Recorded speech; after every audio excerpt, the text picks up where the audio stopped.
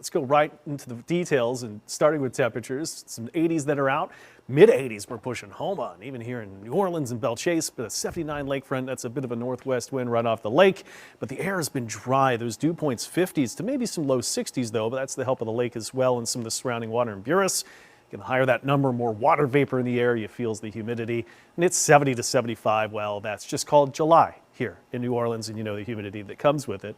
Severe storms, central Texas, you might think, okay, well, there it is. That's what's coming our way tomorrow, right? Well, it's this system that lives kind of in two parts, one at jet stream level several miles above us, and then what develops at the ground, which really affects us most.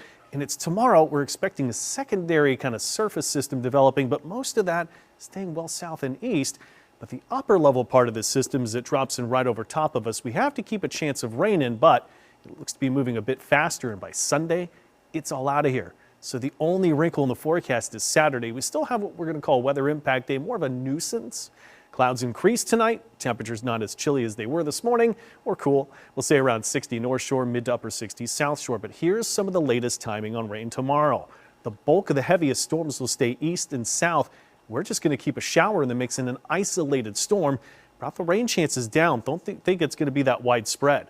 There is a risk of a storm or two if it pops to be severe, but it's a very, very low threat. Level 1 out of 5. Really, it's a strong wind gust threat is the only chance.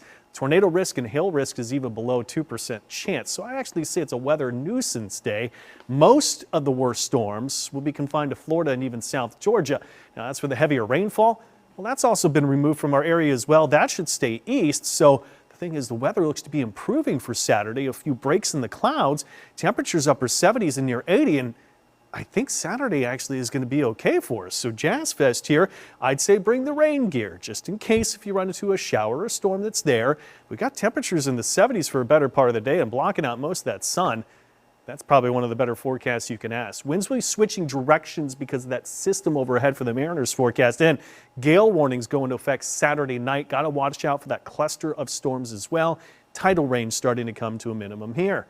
Now let's go through the weekend here. Sunday morning starts off with a couple of clouds early in the morning hours by daybreak.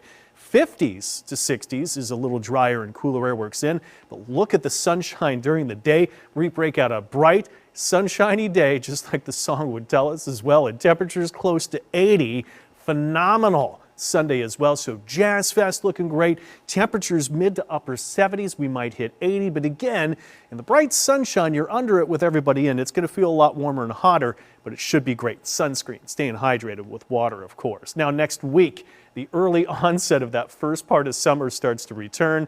Little humidity starts to be felt by Wednesday, but I don't have big rain chances. Just a slight chance of an isolated shower to storm leading into next weekend's Jazz Fest. So overall tomorrow, still a weather impact day, more of a nuisance shower or storm or two. Temperatures upper 70s, but I don't think we can get better weather to kick off Jazz Fest than this.